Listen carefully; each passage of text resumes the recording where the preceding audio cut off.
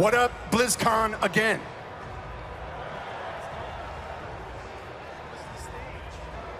I'm so glad the opening's done. I did.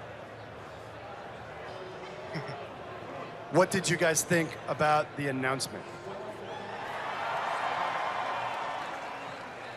Seriously, we're putting together, that art's not up there, we're putting together one of the most kick-ass expansion sets in a very long time. It's just, it's mighty. So the guys asked me to come with today. They're gonna talk a lot about the systems of the game, what it's gonna be, and they asked me to set it up a little bit. So I'm gonna try and do this succinctly, because it's, as you might imagine, a little involved. Is that artwork ever gonna be up on the screen? It's on our screen. They can't see that. We have the most kick-ass piece of artwork right here. So if that doesn't give you a little bit of an indication,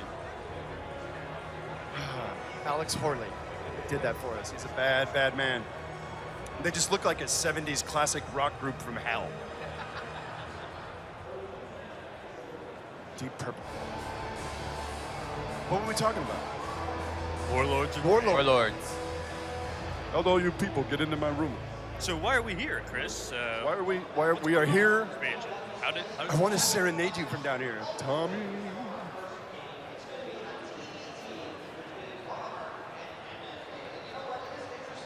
So let's talk a little bit about how did this happen. I'm just going to jump right into it. It's very involved. I'm sure you guys are going to have a lot of questions. We will get to them as we go through the weekend. We're going to do a lore panel at 2:30 this afternoon in Hall A. The predicating fiction of this expansion set is that after the events of the Siege of Orgrimmar, Garrosh was taken away in chains. We may or may not be doing a piece of fiction to talk about what happened immediately next. Suffice to say, Garrosh will be put on trial, and before the verdict can come down, he escapes. That bastard. That's what I was hoping you were going to vocalize. We've got you right where we want you. Pissed.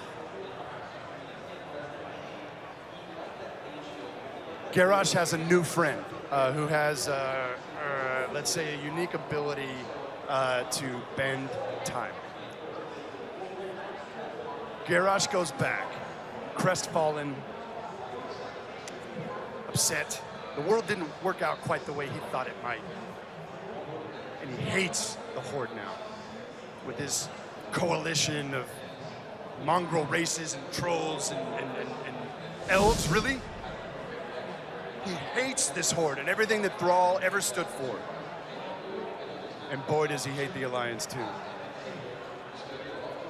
So he's gone back to the place and the time where the world made sense to him.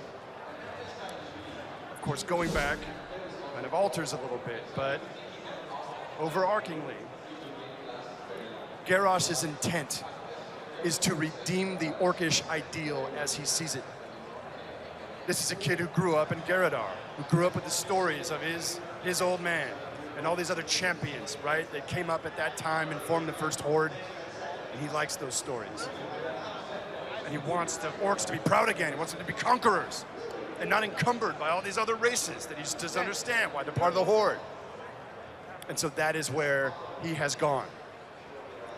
And the most critical element of his mission is to stop the one moment, literally, that defined the history of Azeroth.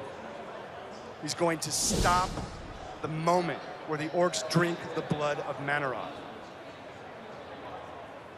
They will be uncursed. They will not be under the sway of the Burning Legion. But again, he will convince them that they must be a Horde, that there's conquering to be done. And he will build this Iron Horde with all the chieftains of old. He will empower them with, don't panic, some of the technology and engineering that he loves from our present. Black iron machines, flamethrowers, I don't even know yet. Well, the guys know. Garrosh is going to build a very different kind of horde, but its mission is the same. Using his little friend that we talked about earlier that can manipulate time, Garrosh is going to have them build a dark portal. And he is going to lead this iron horde through it. But his little friend has been given the task, kinda, of aligning it to our time. So the adventure of Warlords, for the most part, takes place in what we call Old Draenor, a fully realized world, right? Steeped in all the lore that's come before. We built it to heighten and maximize your sense of what Outland was, but this is a contiguous continent. It's got oceans, it's got beautiful skies, it's got giants, it's got monsters. What kind of world forges a race like the orcs in the first place? It is a brutal place. And from the bones of this world, he would construct this army to enact his revenge on us. Having said all that, I'm sure many of you were thinking like, oh, God, don't tell us. Another orc, really? Tell us this orc is not the boss of the expansion series. We want to get ahead of it. He's not. Garrosh facilitates the storytelling. This was the natural flow. And while he will be heavily involved in the storytelling, he's not the guy. There's a guy behind the guy. Those of you who are astute may conclude very quickly who the guy might be, but we're going to let that ride for a little while longer. I guess I'd also like to tease as the panel goes. The end boss of this whole giddy-up, as so far as we're thinking today, it won't just be an orc dude. Take that as you will. So, do you guys think of anything I haven't said that we should say? Or have I said too much? I think we're good. We can take it.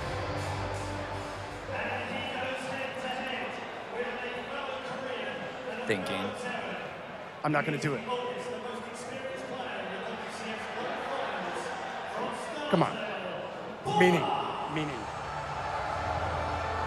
We are in a space where we're trying to think very far ahead of the expansion sets we are currently working on. Although we can't get into it today for obvious reasons.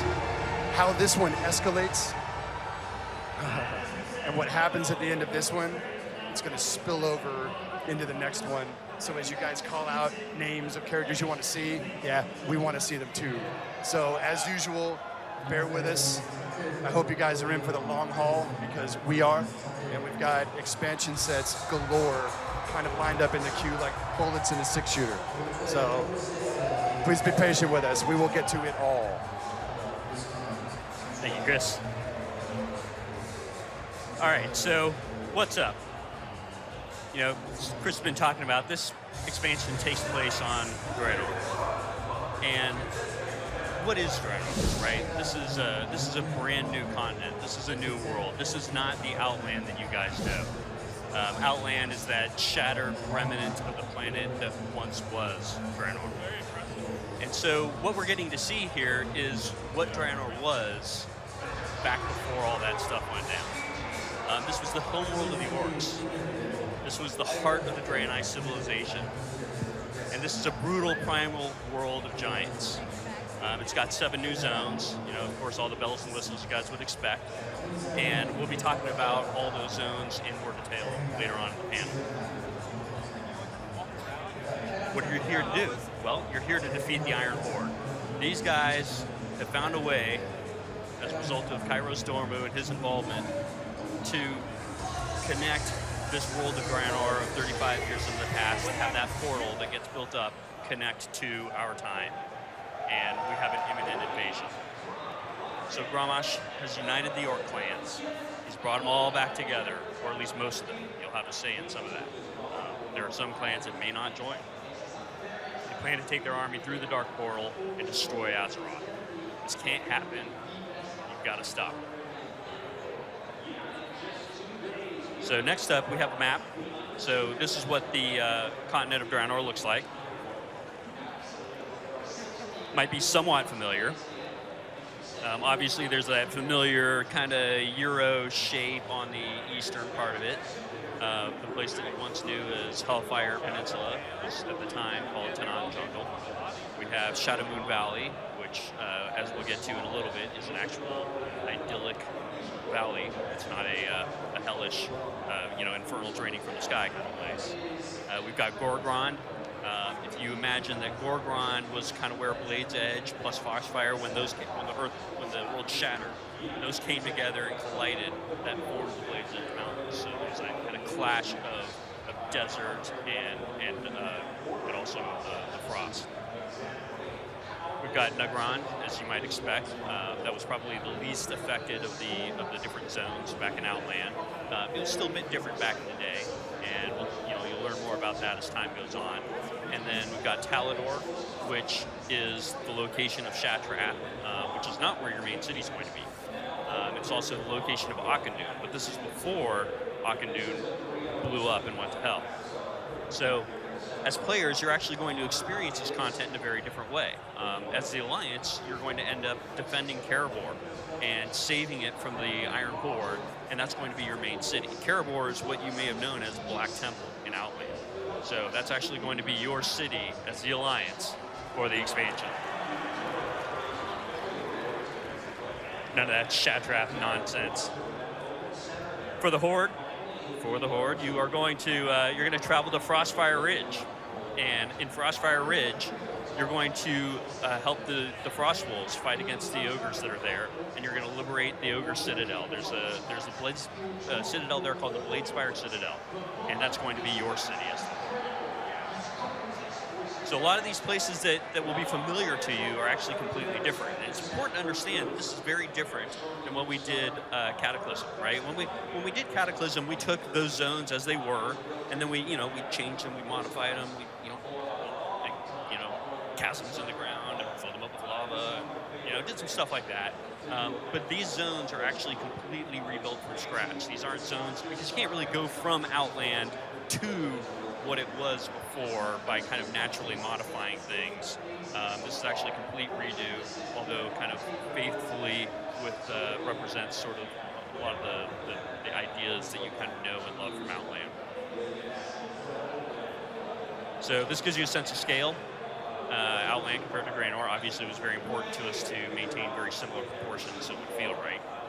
And of course there are new zones. I forgot to talk about Spires of Arak.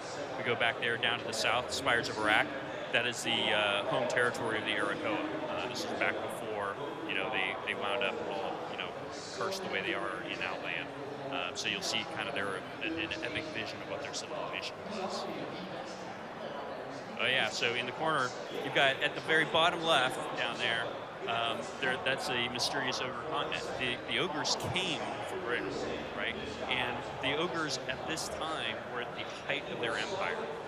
Their empire exists mostly on the continent down to the south, but their influence has spread to Draenor, and you'll see one really epic city built of the ogres. The ogres also have Bladespire Citadel and stuff like that. So you'll get to see their civilization for what it was, before they got pushed into this whole horde thing by the events that you guys know with Manroth and all that good stuff. And Tom, just to jump in on that, the one thing that really makes Draenor different from Azeroth is that Azeroth has all these different empires over time, right? From the ancient Night Elves, the Trolls, there's all these different kind of handprints of who is in control at any given time. And what's really interesting about Draenor is it's a much more savage world. The ogres are really the only civilization that had any kind of empire. They were it. They were the thing. So it's kind of fun, like as their empire's very much in decline by this time, it's really all the cavemen coming out of the woodwork, the orcs and the Maknathal and things like that are really kind of taking over, the ruins of that former empire. Decadent and degenerate. Oh, well, we've got Farallon. That's TBD. You guys will explore that later on.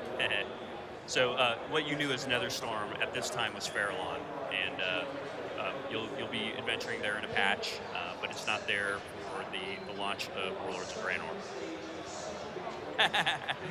You'll have to. There's a lot to get through. Forward. So with that, Chris, maybe you want to talk about the Orc lands themselves. Sure.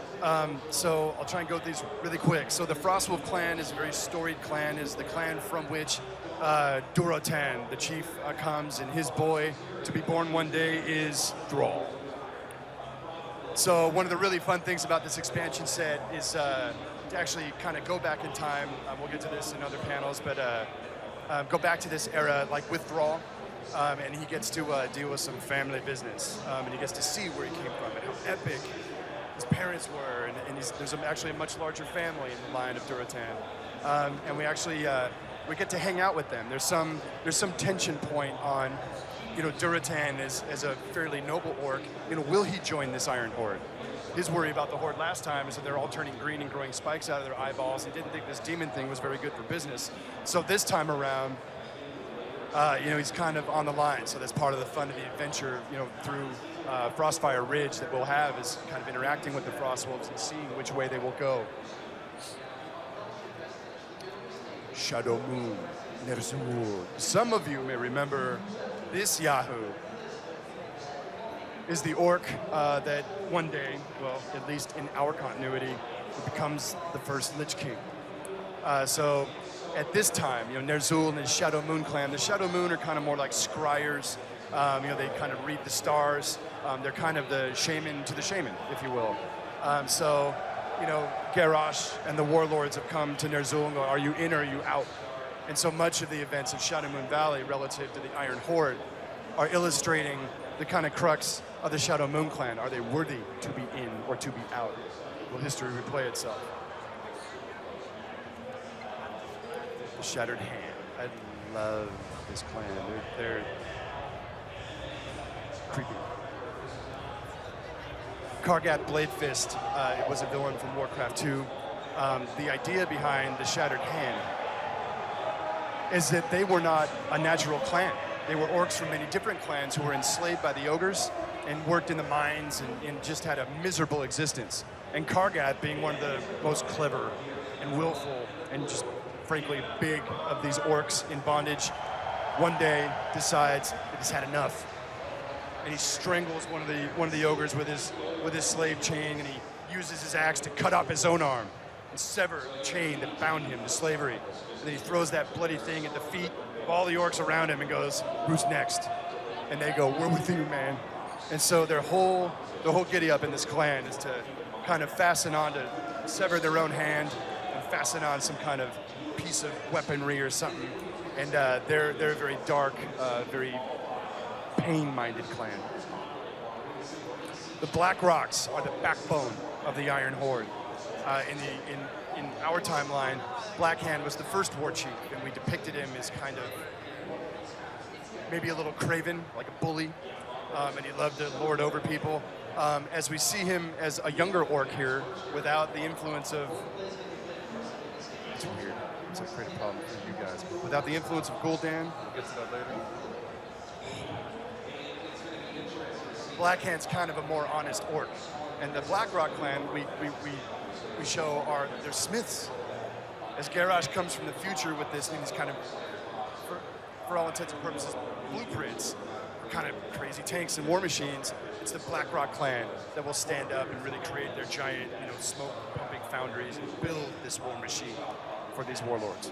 Their land of Gorgrond, the current area it's trying to think of the Outland equivalent. It's kind of in the middle. It's kind of a little bit of like where Blade's Edge begins to happen. As you see on the earlier map, we have the Sea of Zangar, but the Zangar Marsh has not yet formed. Though there's a little bit of some toadstools, things like that. But Gorgrond is kind of central Draenor, and they come from a place of lots of steam and lots of ore and things like that.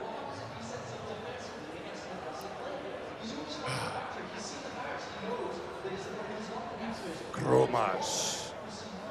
That's the funny thing about those Hellscream boys is even when they don't have demon piss in their veins, there's still a lot of fun at parties. Grom's got some, he's got some anger issues. There's a story there. And as you might assume, there's a really interesting interplay with Garrosh, who's come back to kind of redeem his heroes. And obviously Gromash will play a major role in the story to come. And the whole tension point with Grom is what? Could it happen all over again? Will his anger get the best of him? Or will he be a very great leader? I wouldn't bank on. Grommash and the Warsong clan are much like Mongols. Wolf riding badasses. They're cavalry, right? They roll through the plains of Nagran, rocking the ogres and anyone else that gets in their way. So it's really fun to leverage them into kind of an earlier, more idyllic look at Nagran. A little less of the floating Bean Brothers, land masses in the sky, but it's very much that idyllic land you guys remember from Outland.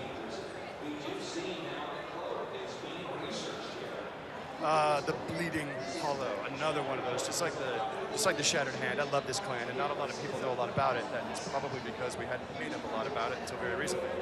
But Kilrog Deadeye, the Bleeding Hollow are a very shamanistic clan. They come from the Tanan Jungle.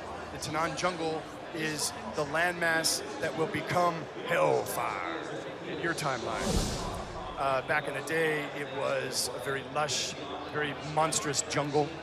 And the Bleeding Hollow, with their deeply shamanistic roots, I would say they're shamanistic, but they're absolutely out of their mind. They are a dark, bloody-minded clan, and their shamanism is very tribal, and it's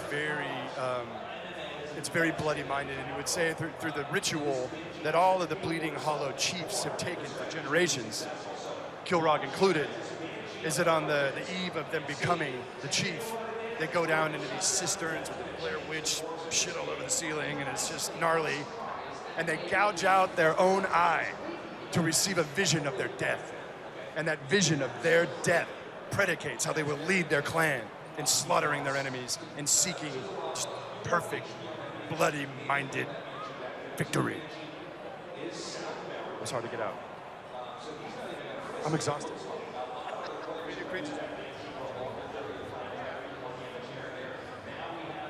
Yeah, we're good. All right, so next we're going to talk about some of the creatures and the zones you're actually going to see in Draenor. So this is a list of just some of the races and the creatures that you're going to come across here. As Chris and Tom were talking about earlier, one of the cool things about Draenor is there's not a lot of civilized, established races here, so it gives us a chance to do just a different set of things, these giant, brutal creatures that you're going to run into. We've got some concept art here, a few of these. A lot of you might remember Gron from Burning Crusade. The Gron here are a completely different breed. You can see here they've been subjugated by the Iron Horde and being used as part of the army. This is another really, really awesome, unique-looking creature. This is called a Genosaur.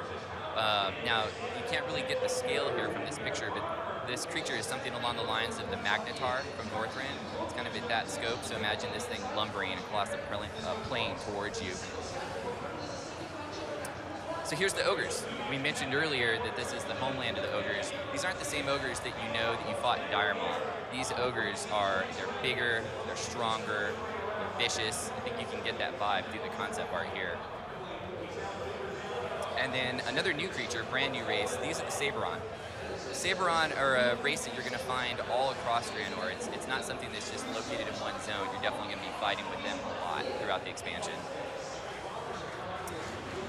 Here's a dragonfly. So to get kind of a sense of the scope on this, you can't tell it here either, but we're planning on making this a mount. So when you think about Draenor, it's like things like this. They're these creatures that you might be used to, but we're showing them in a whole different way here, just because this land is such a different place than anything you've been to before. Speaking of flying creatures, this is the Chimera. So what's neat about this Chimera is, on top of the fact that it flies, it's also got a full set of combat animations. We're going to be able to fight this guy as a boss, fight him in the world. It's another one of those creatures that you see it and it just looks savage right off the bat just from taking a look at it. And that's the feeling we wanted to get with Draenor. So, those are some of the creatures you're going to find there. But how do you get there? What's the experience? How do we actually, get there and get started on this stuff? We decided to build a very specific introductory experience that all players will go through. Probably feels similar to anyone that did the Death Knight experience. That was a very guided, specific thing to jump you right into the story and get you started. The same thing that we want to do here. We're going to send you on a suicide mission through the Dark Portal to at least give you a chance to get a foothold in Draenor. So we're going to have a launch event before the launch of Warlords that'll kind of set this up. The Dark Portal is going to turn red out in Blasted Lands, and people are going to start realizing something's up. We've got to deal with this. You are the one who's going to deal with this. We're going to send you through. You got to do something about the portal so you guys can even get there and get started. What's great about this is it puts you right in. You don't have to do a quest and read about it. We're going to let you play it, let you experience it as quick as we can. Now, once, depending on if you're Horde or Alliance, once you finish the intro experience, you're going to go to your first zone. For the Horde, that's going to be Frostfire Ridge. Frostfire is a really unique-looking zone. It's a frozen tundra, but we've mixed it with this element of active volcanoes, so it creates a really awesome look. It's very different than anything we've done. It's the home of the Frostwolf clan. So you're going to end up meeting up with Duratan here and help them. They're locked in this gnarly war with the Thunderlord clan, another local clan from the area. Now, the Thunderlords are in the process of joining up with the Iron Horde. So it's really important for you to help put a stop to that and help the Frostwolves really establish the fact that they are not going to join the Iron Horde. Spoilers. Whoops. There's one more really important race in Frostfire, and that's Ogres. The Ogres have a fortress here called Bladespire.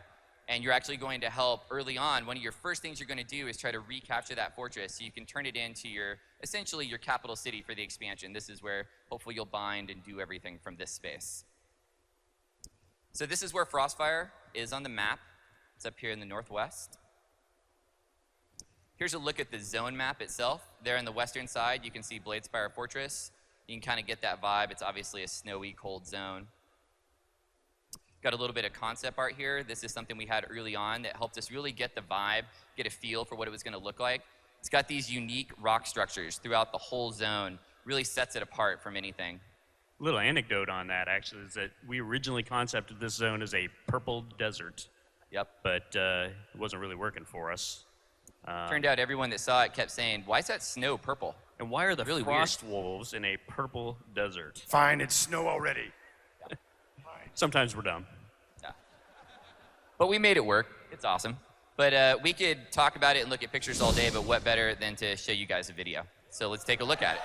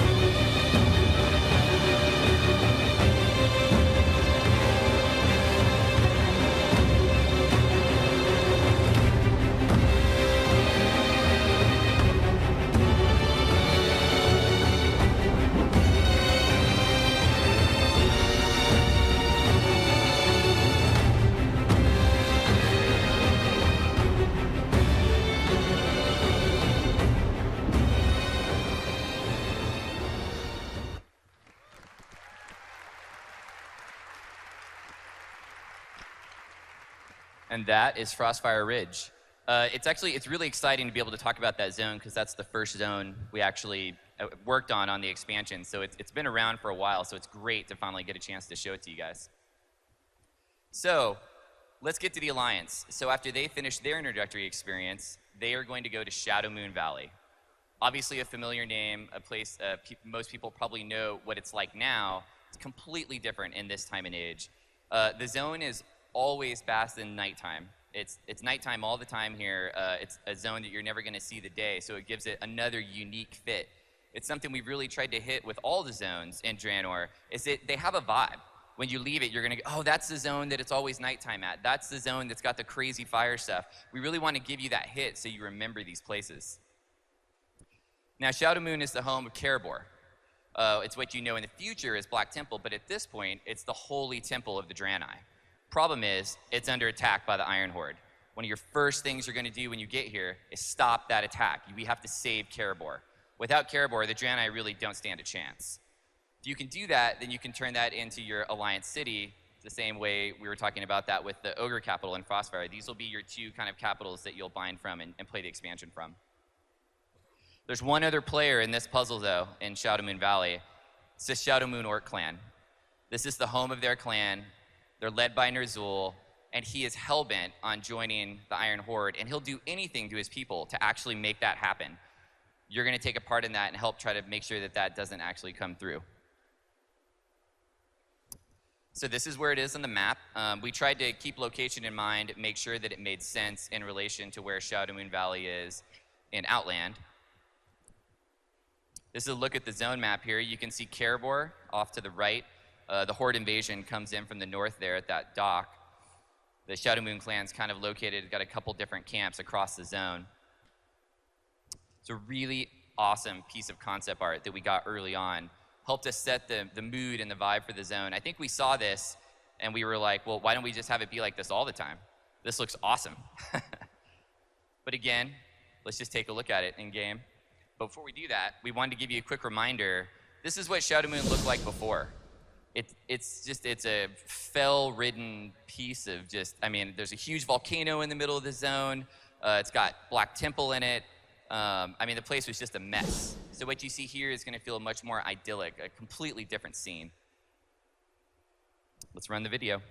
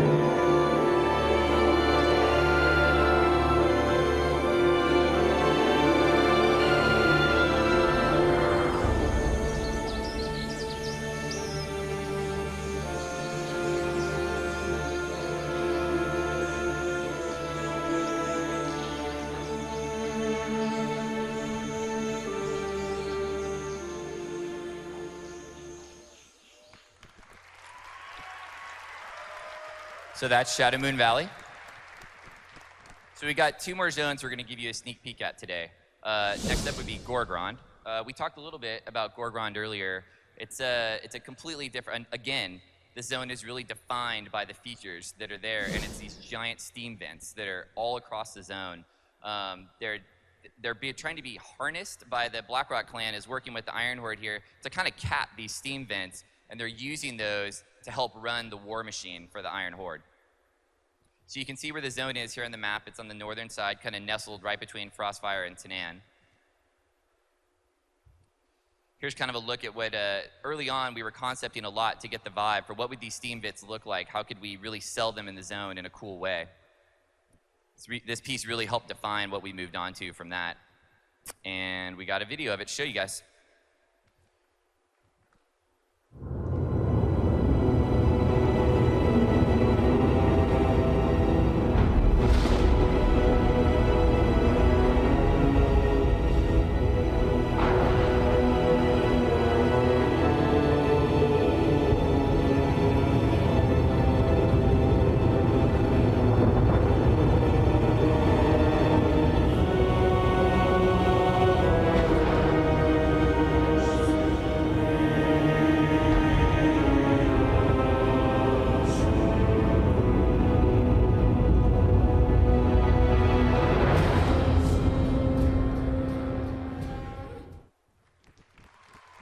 So you kind of got a sneak peek there at the end of a little bit of the Blackrock Foundry. It's actually going to be one of the raids that you'll be playing in as part of Warlords, and we'll talk a little bit more about that later in this panel and a little bit more in our panel tomorrow as well. So finally, we'll wrap up with Talador. Talador, in current time, is what you would know as Terakar Forest. At this point in time, it's basically the home of the Draenei civilization. Shatrath is there, but Shatrath is much larger than what you remember. It's actually a massive part of the zone. Actually looks like a city that comes out from Shatrath and extends across it. It's got a super, super unique look too, just because we were able to really push that Draenei look. We've always had Draenei buildings and structures, but you've never got to see what did they look like when they were at the height, when they were, they were doing everything that you would expect them to do, but you get to be a part of that and see it before everything kind of goes to hell. So Talador has some really unique, iconic places too. Places like Auchindoun. We know Auchindoun in current time, it's blown up. It's in the middle of the Bone Waste, right? But in this time, it's completely different. It's basically their holy temple. It's where when Draenei die, they want to go to Auchindoun. It's like Valhalla for Draenei.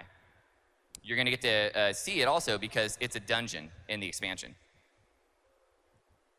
Speaking of Shatrath, this is a piece of concept art of what it looks like on Draenor. What's really cool about this is you can see it's got the water there. That's the Zangar Sea coming up right against the edge. Zangar Marsh isn't fully there yet, so it's really cool to see this place, but just in a different time. And let's roll the video.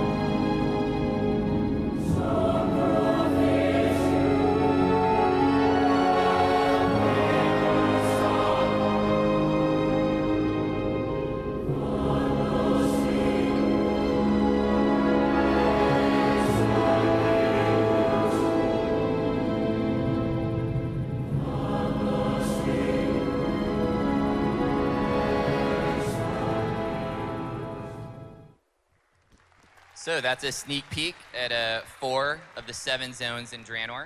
Hope you guys like that. It's stuff we've been working on for a while, so super rad to be able to show it off. So now let's maybe talk about a small requested feature.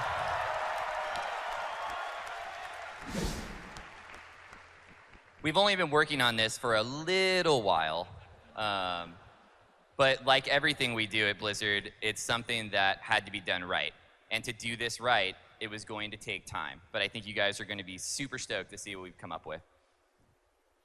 So we had a lot of guidelines when we went into this project. There were things we wanted to make sure happened. Number 1 was to keep the soul of the original characters.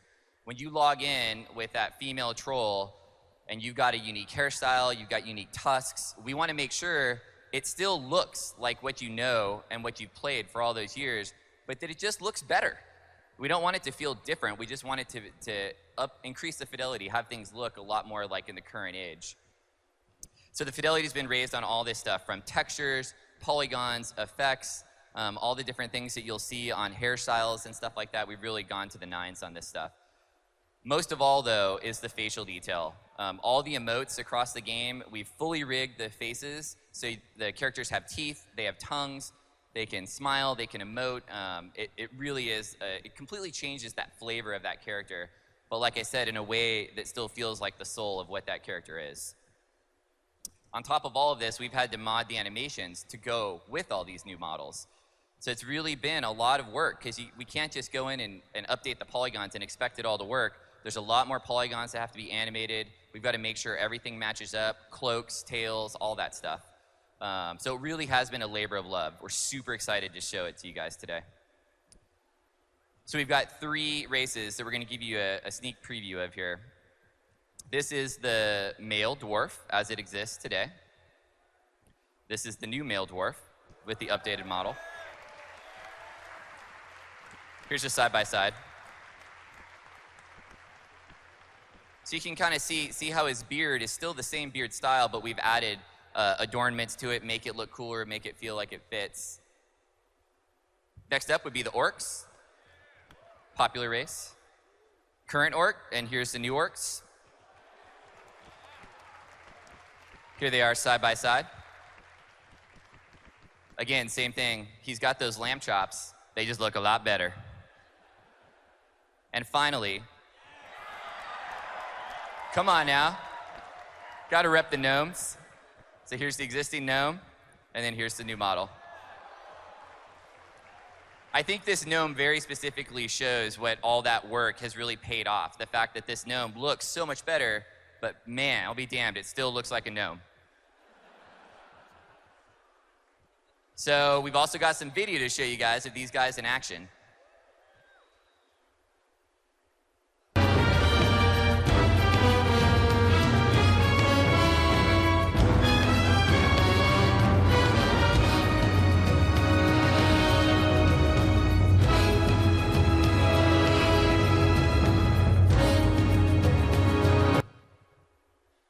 That was the orc.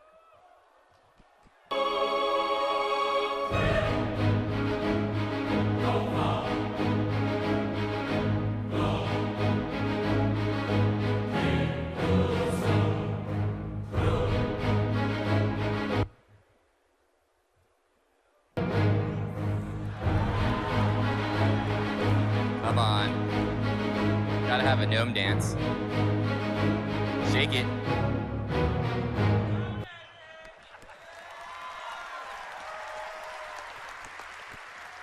And So that for was everyone just a here, short- That was just a short sneak preview of the character models. There's a World of Warcraft art panel where they are going to go into explicit detail on more races, how they did this stuff. If you're looking to get info on that, I highly recommend you go to that panel. Their panel is really, really awesome this year. This was just a sneak peek. So next up, Exactly. Tom's going to talk about some features.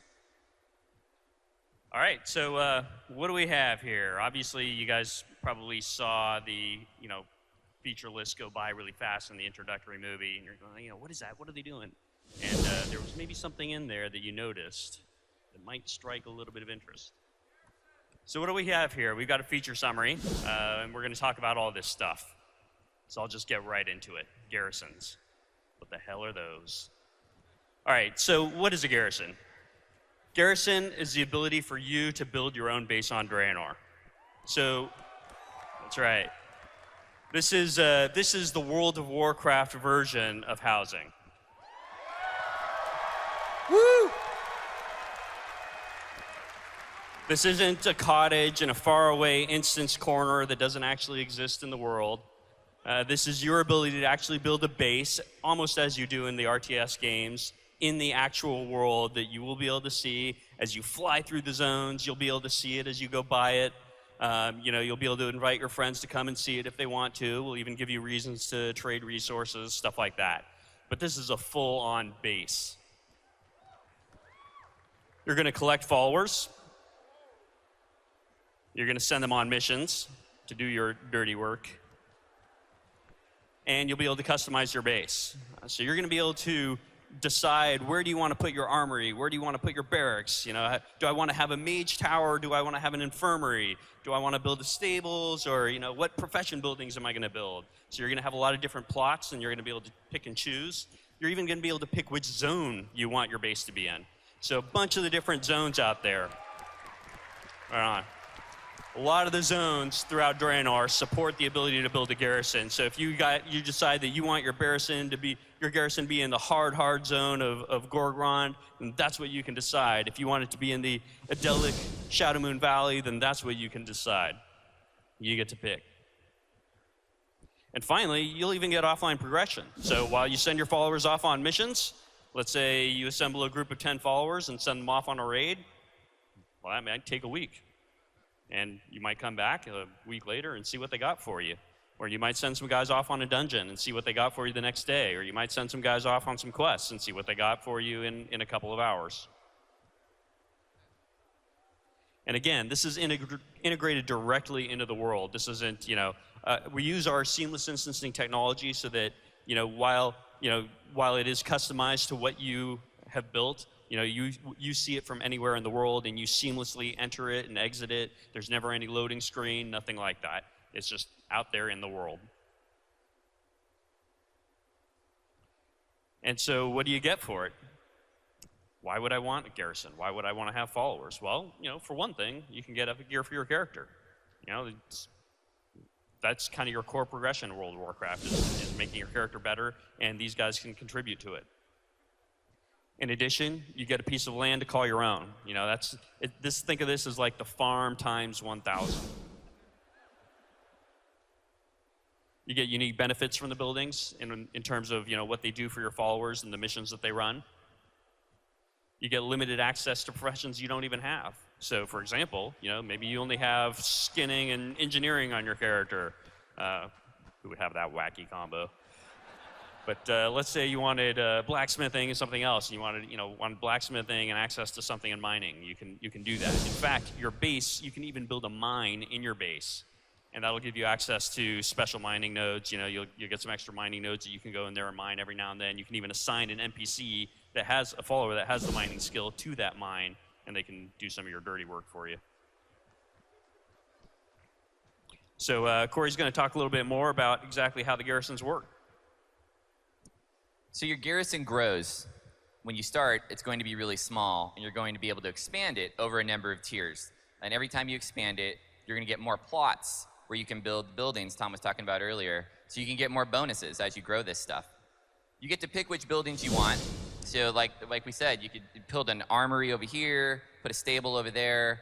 Each of these buildings, though, offers bonuses that are completely different. So there's going to be some choice about what you want to do with that building and which one you think is most important to you. You get to choose the location. This is a key thing that we thought was really huge with the garrison, because Greg could choose to have his garrison maybe in Frostfire. I could maybe have mine in Spires of Iraq. So it's really neat that we don't have to all share the exact same space for our garrison, and you'll be able to move it. So maybe at a later point, you've had this garrison in this zone for a few months, you can up and decide to move it to a different place just because you think that's cooler. Your garrison is the point of interaction, though, with all of these followers that you'll be collecting. So you'll be going to the garrison to manage your followers, send them on missions, to do that stuff. So it's really an active place. We're going to really set it up so it feels like if you found a follower, you're going to see that follower walking around in the garrison. You gave him a name, you'll see that name when he's walking around in there. We really want it to feel like it's your place. Going along with that is the concept of monuments and trophies. What this is a way to show off. If you've got this big piece of land here in Draenor, we should let you do some stuff with it. So we're thinking the idea behind this would be monuments could be tied to achievements. So let's say you got the achievement for exploring the entire world. You went into every single zone there is. We could give you a monument per se that's like maybe like a big globe or something that looks really cool in your garrison that you can show off to other players. Same concept with trophies. Maybe you kill a rare mob out in Draenor somewhere. You kill a chimera or something, and you get to bring back its head and mount it in the town hall in your garrison.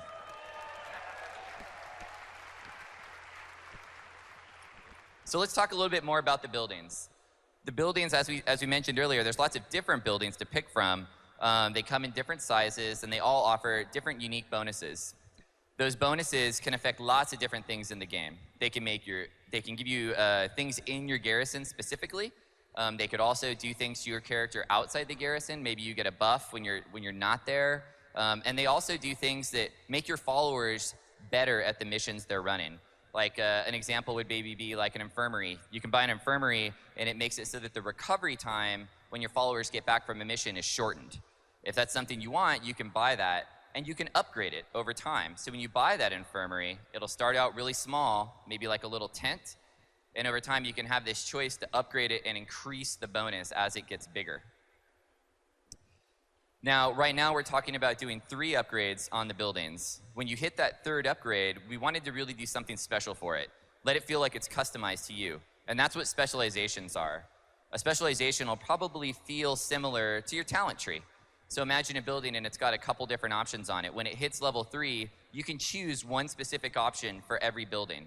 And those vary as well. Those can be things that maybe the infirmary gives you the option to resurrect out in the world like once per day. You know, someone from your infirmary shows up and reses you. Or maybe it's something specifically for your followers so they can be stronger on a mission. It's just another way that you can customize this place and make it feel like your own. Speaking of making it feel like your own, you got to be able to pick where this stuff goes. So maybe you want to put your mage tower up on the hill in your garrison. Maybe you want to put your mage tower up near the front gate because you think that looks cooler. We're going to let you do that. You're going to get to pick where you want to put the buildings. This variety is really what gives us that customization we're looking for. Here's a look at one of the buildings. This is the inn. This inn in this shot is rank 2. The bonus that the inn is going to give you is the opportunity to find new followers. So the inn has a bar. Lots of people stop by the bar. I hear there's a few at BlizzCon here today also. So you can go to buy this building, and you'll get a chance to find a new unique follower every day. This building also comes with a kitchen. That kitchen has a cooking NPC in it. Like Tom mentioned, there's some access to different profession stuff that you can get through the buildings. And of course, it has specializations. The specializations on this building give you the chance to kind of hone in on what kind of follower you're looking for. Maybe you need a tank specifically for some of the missions you're running. You can pick that here, and the next day, you'll have a better chance of finding that type of follower. So here's a look at how the buildings upgrade. This is a huge undertaking. There's a massive amount of art that goes along with all the gameplay that's built into this system. Each building has unique art like this that upgrades over time with it, both the interiors and the exteriors. Speaking of interiors, that's a look at the barracks from the outside, and this is the inside, so you can just kind of get a feel for the level of detail we have in this stuff. Now, this is a look at a work in progress UI of how we would see people interacting with the garrison. So on the left there, you can see your buildings. So you can pick a building and just drag it over to a slot. The plots themselves come in 3 sizes, so you just match up the building with that size, pay the currency cost that it'll be to build it, and off you go. Anyone that's seen the pet stuff is pretty similar. This is a video showing the garrison upgrading.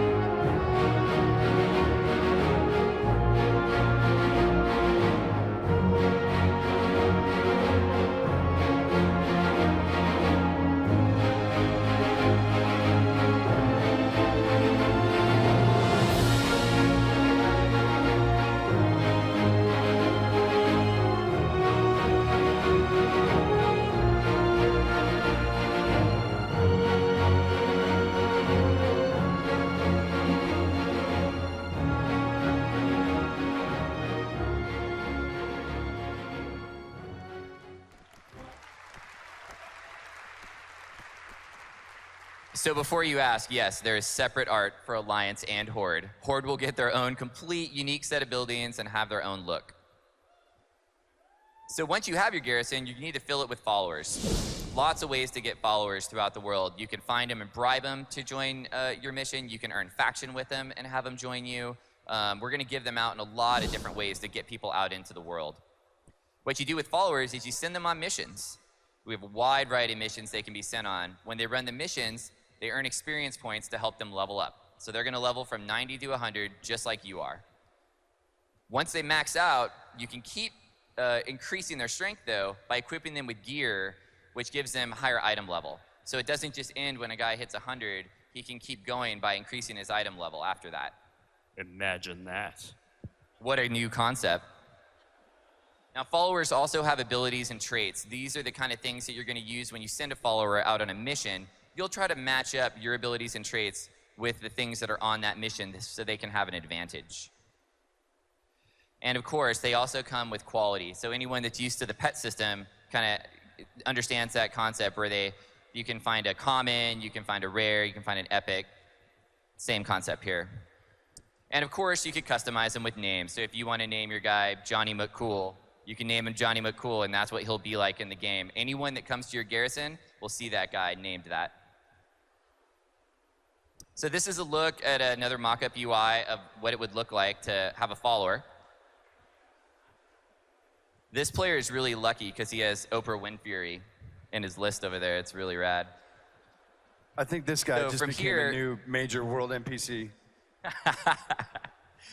So over on the right there, you can see his abilities. You can see some of the gear he's equipped with. So this gives you a little bit more detail on a follower. So you send these guys on missions. There's going to be a pretty wide variety of missions you can do. Tom mentioned earlier, you could maybe send them on a raid, you could send them to a dungeon, send them on quests. That's all going to be up to you. And what you do is you mix those missions with followers that have the right traits and abilities.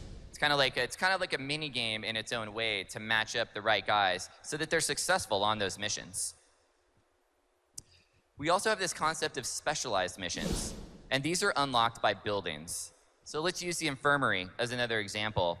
When you buy and place an infirmary, that then gives you the option to run rescue missions. And rescue missions are very unique. Only people with infirmaries can run them, and they'll have different bonuses from other missions. So another way that the buildings that you choose help customize what your garrison is like. Here's a look at the mission screen. So on the left is your followers, on the top is the party, and so you just drag your followers into those slots, and then as you do that, you can see the bonuses that they'll earn on those missions, and then you send them off. And like we mentioned earlier, this works completely offline. So a mission could take hours, it could take days, it all just depends on which one you pick to do. But that's not the only feature. There are many, many more, and we're going to have Greg talk to you about some of those.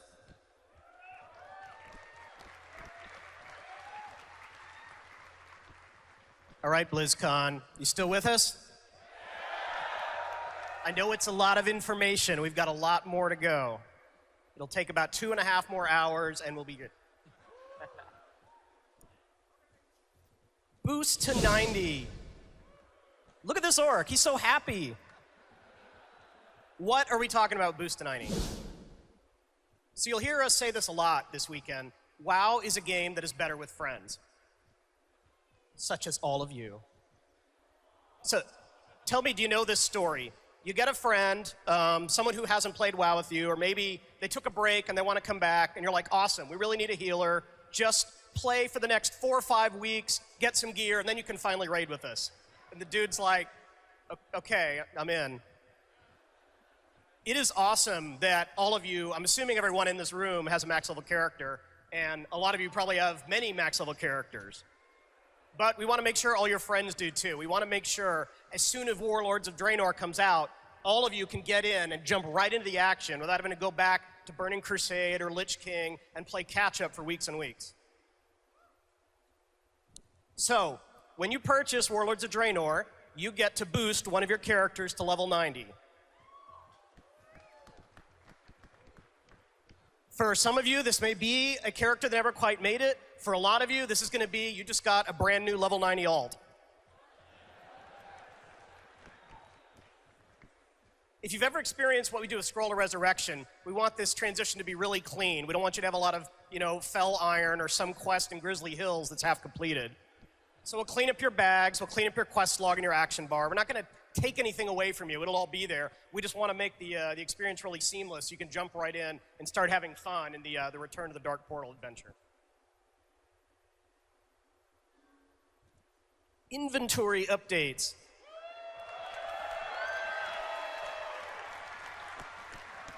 So we've introduced this concept you guys are familiar with of collections. Currently we have pets and mounts that are collected. What this means is you earn it once and it's account-wide and you can use it on any of your characters across realm and things like that. So what are we going to add to pets and mounts? We're going to add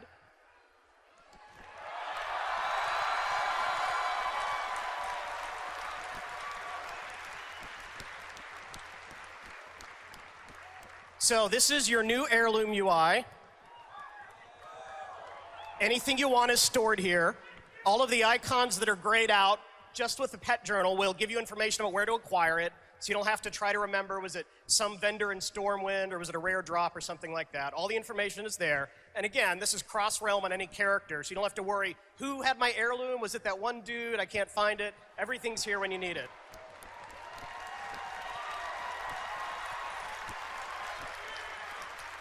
We know, it's time. You've earned it. It's really account-wide. And then this is the toy box. It works similarly. You can see a couple of the toys up at the top are starred. We've also added a mount journal that also has starred favorites, including a button that's like summon random favorite mount.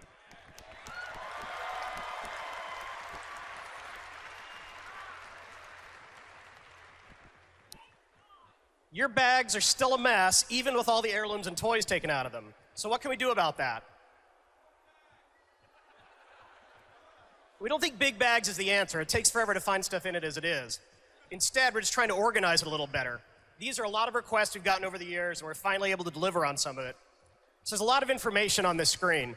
The first thing is you can assign each bag a particular type of inventory. So you can say, I only want consumables to fill up this bag to help you find your stuff better. Secondly, you'll see the white icons indicate new items that have gone into your bag since you last opened them, so you can find that new stuff pretty easily. And then we also highlight the different quality of the items. You can see some of the rare and epic items have their appropriate blue or purple outlines around them. And then finally, the bag that has all the gold icons shows you quickly at a glance that that's vendor trash that you can safely get rid of.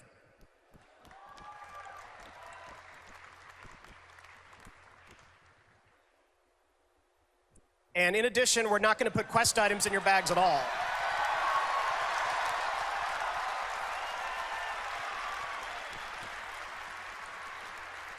We'll just store these items right on the Quest UI so you can see them. If there's a clickable item, it'll be there. And again, hopefully, we may give you bags that are slightly larger, but overall, it should be a much better experience, and you'll spend more time killing orcs and less time organizing stuff. He didn't mean that, orcs. It wasn't personal. The bad orcs. And then finally, we're just going to allow you to craft directly from your bank.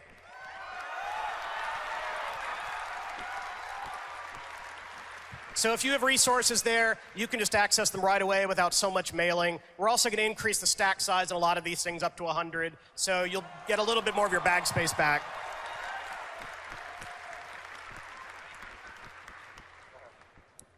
What is the adventure guide? Now, I know all of you out there are masters of World of Warcraft. You never have any questions about where to go or what to do next. But we know that's not true of everyone out there.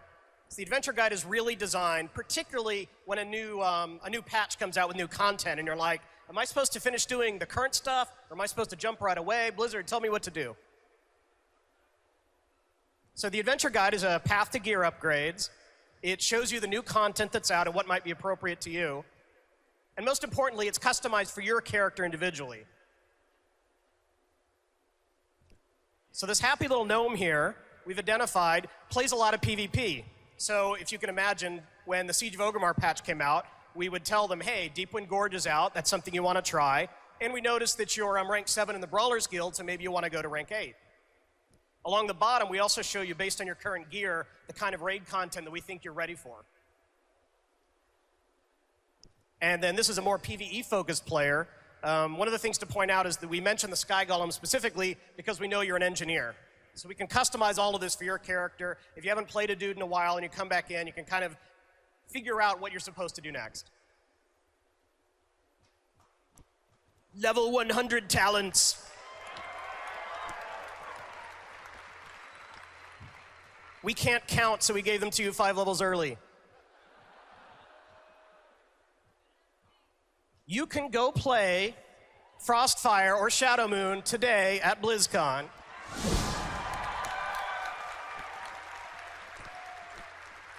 I doubt you'll reach level 100 in 15 minutes, but I know you guys are pros. You'll still be able to open up your talent tree and see these new talents. These are fairly early designs, but they're not just standard. We're taking them seriously, so feedback is appreciated. One thing to note is we're going to start splitting out the tooltips of talents a little more by spec. Particularly classes like Druid and Priest have these pretty wordy tooltips that say, if you're Shadow, it really does this. If you're Holy, it really does this. So I'm just adding that as a caveat because some of the tooltips you'll see at BlizzCon are quite long. You're welcome. All right, Ian will now talk to you about our incredible Dungeons and Raids. All right, well, it wouldn't be a new expansion without some new Dungeon and Raid content, so of course we've got some of that. We're really happy with the overall amount of multiplayer group content that was in Mists of Pandaria, though we've heard you guys, we could probably have used some more patch dungeons, something we're still thinking about looking to do. Hear you on that one. Well, let's jump right into this. So dungeons. We're going to have 7 new dungeons available at launch in Warlords of Draenor. 4 of these will be available as you level up, 3 exclusively at max level. And you may see that last bullet point there.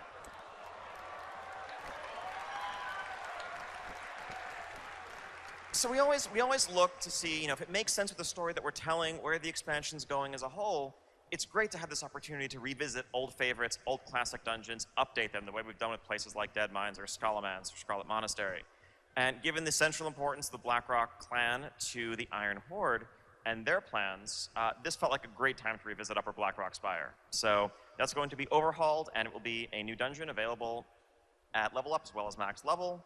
And you can see what's going on there. There are some interesting things. We're going to have normal, heroic, and challenge difficulties of all these dungeons. One slight difference between this and Mists of Pandaria is that we will have normal versions of the max level dungeons to really flesh out a full tier of itemization and progression to help you get ready for some maybe more challenging heroic dungeons. So between these max level normal dungeons and scenarios, you can be prepared. And we're happy with how challenge modes have worked out in Myst, so we're continuing to do them to provide some really challenging multiplayer group content for people who want to push themselves in dungeons. So, one dungeon, let's take a close look at this. The Bloodmaw Slag Mines. It's located in Frostfire Ridge, and the Bloodmaw Ogres are just running this brutal mining operation inside pretty much an active volcano. It's a 4-boss dungeon with a non-linear layout, so you can kind of work your way through as you choose, though the final boss will be the final boss regardless. What's going on here is ogres that are, putting Frostwolf orcs, putting Draenei hard to work in this volcano, and as you go through, depending on your faction, you will liberate them, kind of stage a revolt, raise allies on your side, and take down the cruel master of the mines. Now, this dungeon is completely playable on the floor of Blizzcon today, so if you are here with a few friends, guildmates, you can line up as a group of 5 and jump right in. If not, maybe you can spam the equivalent of a trade chat as you're waiting in line, try to find a group to put together. While this dungeon is in a Horde starting zone, if you're Alliance, you'll have an item in your bags that will teleport you to the dungeon. So both factions can check it out. Curious to see what you guys think when it's on the floor. This is a look at a 2D layout for the dungeon. Here you see some of the non-linearity. Basically, there's a ring that you can work your way around. One boss on the left side, one boss on the right side, one patroller that makes his way through the mines as a whole. Once all 3 have been defeated, you can access the boss in the back. And we have a video for you guys. We'll walk through the mines.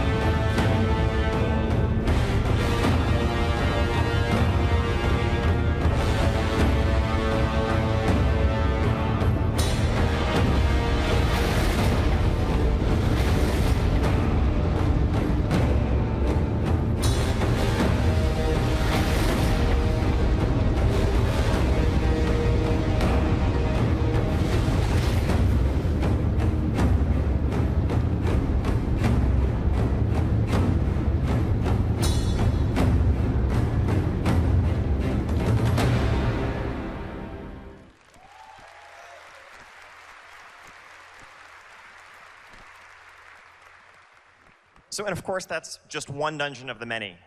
Some of the others that you're going to be seeing in Warlords, there's a dungeon set at the Blackrock Foundry in Gorgrond, where you can really see the Blackrock War Machine kind of in full swing and help take that apart. Alkindune in Talador.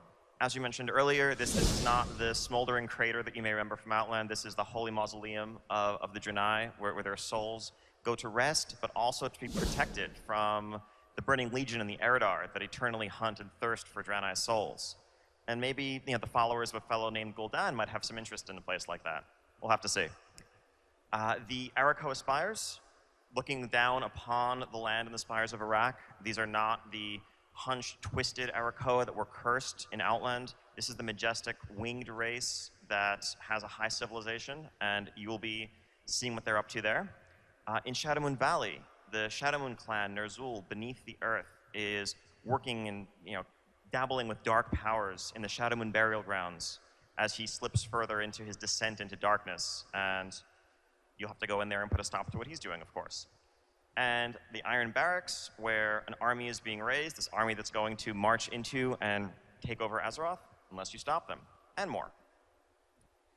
So that's just the dungeons. Of course, raids. As I mentioned, we're happy with the amount of raid content that was available in Mists of Pandaria at release. We liked the way the staggered two-tier rollout worked, where we had Mogashan Vaults initially, and then Heart of Fear and Terrace of Endless Spring afterwards. So we're kind of looking to mirror that going forward into Warlords. There are going to be 2 new raid zones available. The one right at the outset is going to be the Ogre raid at Highmaul in Nagrand. This is a bit of that high Ogre civilization that we talked about earlier. This is going to be a 6-boss raid, and will kind of whet your appetite for the things that are to come. After that, you'll be able to venture into the Blackrock Foundry, where really this is the war machine of the Iron Horde. It's the height of its military might. The processing, refining of the Blackrock ore, for which the Blackrock clan gets its name, as it's forged into weapons and armor and war machines that are assembled and sent off to the front lines to wreak havoc upon Draenei and eventually Azeroth. And Warlord Blackhand, commands this from the interior of the Crucible, and you need to go in there, work your way through this 10-boss raid, and put a stop to his plans. We'll be talking a bit more about this raid at our later Raid and Systems panel. And of course, we'll see the return of world bosses. There'll be fierce new world bosses in the model of, Shav Anger, Ordos, Nalak, etc. Always continuing to learn from our experiences there, improve upon the experience we're delivering, and give players that really epic multiplayer feeling of, 30, 40 frostbolts flying through the air as you fight something in the outdoor world, not necessarily in an instance. In addition to some of the specific raid content that we're releasing, we've also taken a moment to reflect upon our philosophy and how we're approaching the design of our raids. So, any Flex Raiders in the house? Awesome. Yeah, we're super happy to see how flexible raiding has worked out so far in patch 5.4 and how it's been embraced in Siege of Orgrimmar.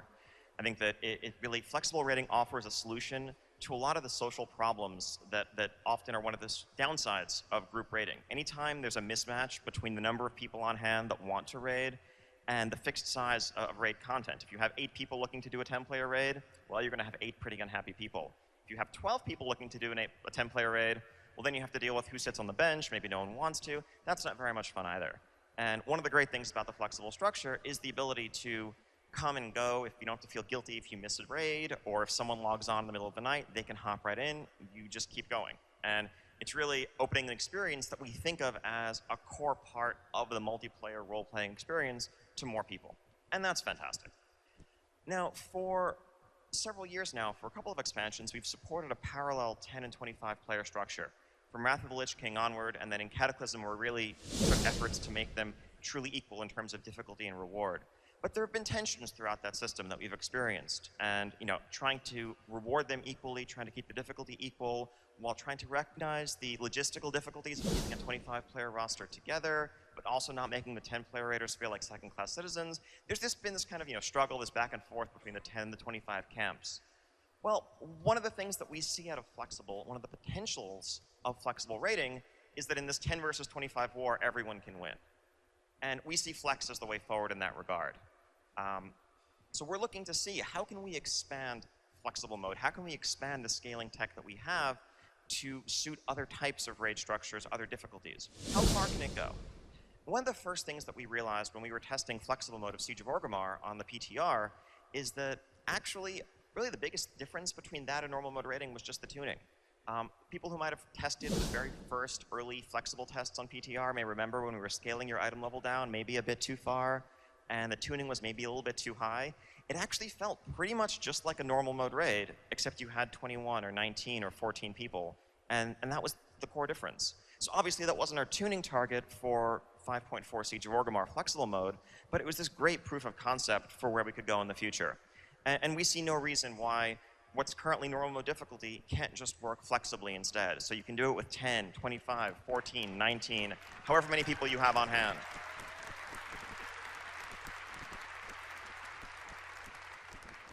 And so that leads us to continue to think, well, is there anything else the Flex can do for us?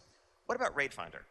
Now, Raid Finder, I think it makes sense to continue to matchmake to a fixed group size. However, I'm sure most of us who've done Raid Finder have had the experience where you're about to pull the boss, a couple of DPS and a healer or something drop, and you're standing around with 22 people in the group waiting for it to backfill. Wouldn't it be nice if the boss could just scale down smoothly in difficulty so you could just go ahead and pull instead of waiting?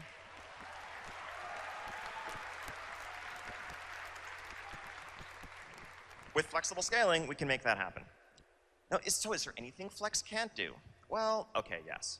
There's the one area where we don't think that Flex scaling is really very well suited is the most cutting edge, the most tightly tuned hardcore content, because the reality is it's a challenge for us to begin with just to tune it correctly for 2 difficulties currently. And this is the audience that really is going to try to min-max and take every possible advantage. The last thing we want to see is for the right answer to be to do boss 3 with 17 people and then drop to 14 for boss 4 and so forth. No one wants that. We're not going to do that. Don't worry. But what that means is that really cutting-edge content is best suited in terms of tuning, in terms of presentation, to a single raid size. And we've been looking, since we've been getting rid of this parallel 10 and 25 structure in our normal mode, and we've been thinking, what can we do about that for our current heroic mode? And what we're doing is looking to consolidate to a single 20-player raid size going forward. We were trying to pick an intermediate point that would be a compromise between the 2 existing raid sizes, but also allow for us to do some things like assume that you have at least one of every class present. So if you really missed the Enslaved Demon mechanic on High King Malgar way back when, or Spellsteal mechanics, we can do that. I don't know that we do exactly that, but we can do that. And it will provide a much more level playing field, more tightly tuned content, and a better experience all around going forward. So to sum up, this is the picture of raiding in Warlords of Draenor. We're streamlining. We're condensing from 6 separate modes of raiding down to 4. We'll have Raid Finder, which exists largely as does today, with the benefit of being able to scale slightly to accommodate variances in group size or maybe to improve queue times. We will have a normal mode that scales flexibly from 10 to 25. We will have a heroic mode that scales flexibly from 10 to 25. And for those seeking the ultimate raiding challenge, we have Mythic difficulty at a fixed 20-player raid size.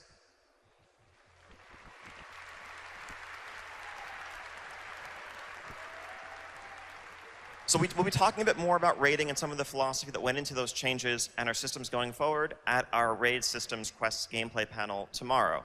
But in the meantime, let me hand this off to Tom, who's going to talk some more about PvP changes. All right. So do we have any PvPers out here? Okay. I think that was at least 4. All right, so what are we doing with PvP? Here's kind of a summary of the different things that we're tackling. We're going to create a world PvP zone, and I'll talk about that first. That's probably the most meaningful, really new type of thing that we're doing compared to what we've done in the past. We're also making some UI improvements. We're going to make some changes to the way that we do Battleground rewards, and we're also going to introduce a concept that we're calling Trial of the Gladiator. So to start with, what is this world PvP zone you speak of? Well, we're creating a place. It's one of those islands that you guys referenced that was off the coast. It's off the eastern coast of Tanan Jungle. It's called Ashran. And it is a staging area near the Dark Portal that both the Horde and Alliance want to control. This has faction bases on it, and it has a variety of different hotspots. There are a lot of different points of interest that different factions are going to want to control. But really, more than anything else, what separates this from previous PvP world zones that we've done is that it is a PvP sandbox that is persistent and continues on all the time. It isn't like Wintergrass, which really felt like a kind of an instance battleground because it had that start and finish. This is really going to be more like a timeless isle of PvP, in that all the objectives that are there are all PvP oriented, but you're kind of free to go in there and do whatever it is that you want to do. It's a lot like what you might think of as the original Alterac Valley. I don't know if there are many people here that played the original AV. But, you know, there was a day when, you know, you used to queue up for AV, maybe get in the battleground, let's say in the morning. You could leave the battleground sometime to go to work or go to school. And by the end of the day, you come back and you actually jump right back into the same battleground because these things lasted sometimes 24, 48 hours. So that's really what this zone is all about. This is a persistent war in this zone that's going to swing back and forth as time goes on. You can come and go whenever it is that you want and take part. There are a lot of different objectives in the zone, so you'll be able to, kind of pick out whatever it is that you want to do. Do you want to take over the mine to, contribute more supplies to your team? Or do you want to try to build a siege vehicle to take out the enemy base? Whatever it is that you want to do. Maybe take over a tower, etc. And finally, this will use our cross-realm technology, right? Because obviously, I'm guessing maybe some of you play on a realm that doesn't have the best Horde versus Alliance faction population balance.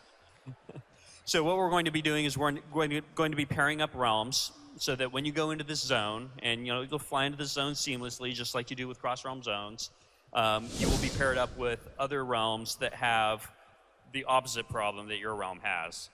So really what we're going to be able to do is to create a faction balance using the cross-realm tech that is at least far, far better than what it is on your home realm today. And you guys will, duke it out over that territory. And then if the faction balance changes for whatever reason, we can at any time pair up different realms. So there it is off the coast of Tanan Jungle. This island actually existed in some of the really old Warcraft maps, was sort of referred to as the Deathwing Island mysteriously. And this is just a concept piece, it's just a mock-up to show kind of some of the environment and art assets that we're looking at using. There are a lot of different pieces that we're going to be assembling to create the Horde and Alliance bases, and there are going to be a ton of different points of interest around also. You're looking at a zone that's going to have constant, non-stop action going on. So for any of you PvPers that really want to just feel like you can go to a zone and hang out and have some kind of, entertaining killing of the other side without a whole lot of structure, this is the place to do it. You'll get to build and commandeer siege vehicles. Some of these are vehicles that you might build over the course of multiple days, right? You might gather some materials on one day and continue your progress on the next day, and then eventually build your machine of mighty destruction and have a rampage on your enemies for a while. You'll be able to reduce the enemy base to rubble, and the battle will rage on. Here are some of the siege vehicles that you'll get to use. You'll also be able to commandeer some of the Iron Horde siege vehicles that are around. The Iron Horde has had a presence here also, so you'll get a mix of different stuff. We have things like the Incinerator. We have the Blade Mortar that shoots this, giant net full of old weapons at your opponent, so it just kind of flays them with shrapnel. Good times. So next up, we have our UI improvements. We have a lot of different things that we're going to try to do to the UI to just make the PvP experience cleaner, a little easier to follow, all that kind of stuff. We have our objective tracker. We're going to do capture status so that you can actually see how much progress you're making toward capturing a point of interest. And we've got some little screenshots to show you what that looks like. So imagine you're looking at the Arathi Basin map, and right now, today, unless you have a mod like Deadly Boss mods, you really don't have the ability to see how much time there is left to capture a point of interest. So now you'll actually be able to see that right on the map. I'll zoom in a little bit, right? So you'll be able to see how close you are to capturing it. We'll also be able to reflect that in the actual world assets themselves, right? So today you see, when you capture the blacksmith, let's say, you see the Alliance flag go up. And then, it's gray until you finally capture it, and then it, turns blue. But now it'll actually fill in with its color as it's in the process of capturing. So even just as you're fighting out in the world, you'll have a better sense of how close you are to capturing that point of interest. We're also going to introduce the concept of a battleground score. So the battleground score is something that we're going to be able to do to give players a clearer sense of how they're doing in the battleground.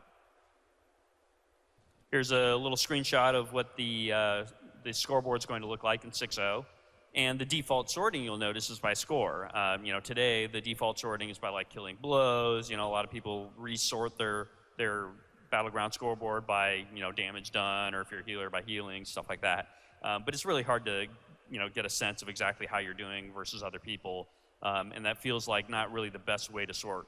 So we've heard a lot of feedback over the years that players really want to get a better sense of how well they're doing in a battleground. And this score will factor in everything that you're doing. It's really, a lot of it is based around the objectives that you're completing. And then, of course, your damage and healing factor in as well. So your deaths, your kills, all that kind of good stuff. This way, you really have an ability to look at it and see, okay, how am I doing? And potentially, it could play into the rewards at the end. Could also maybe help us identify AFKers better too.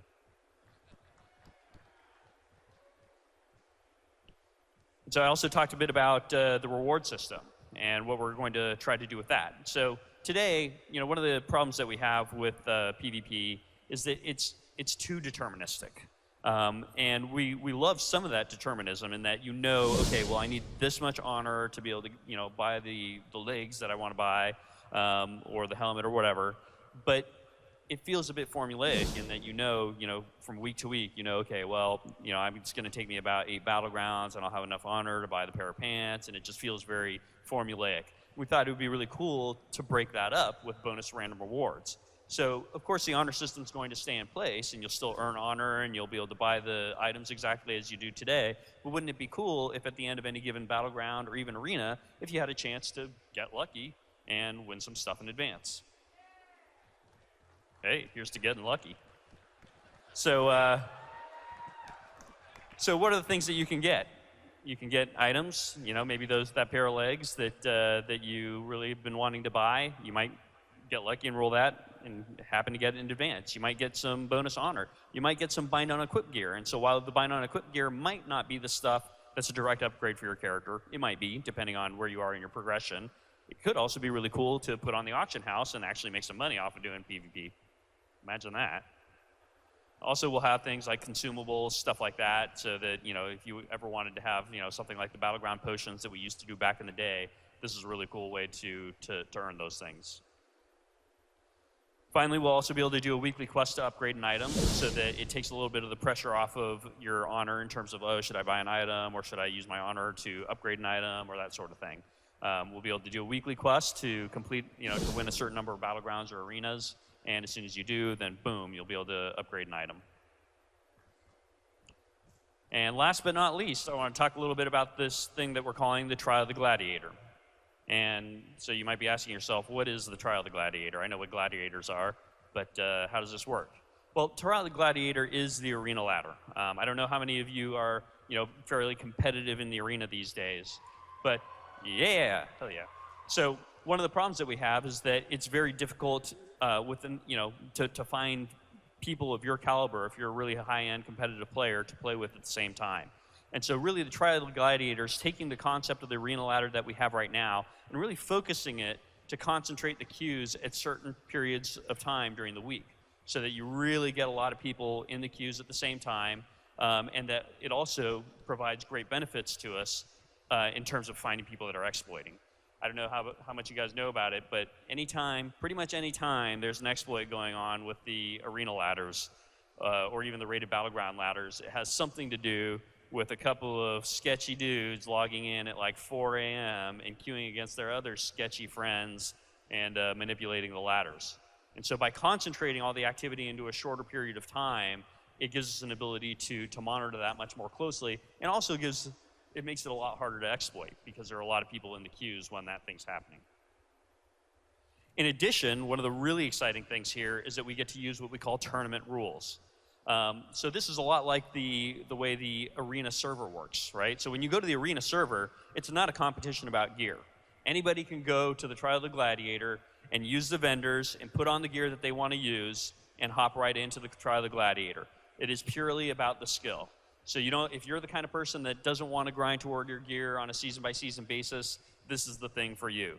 You show up, everybody has the same item level, you pick which items that you want to use, and you jump in there, and that's what you use. Your PvE gear won't work in there, only this stuff.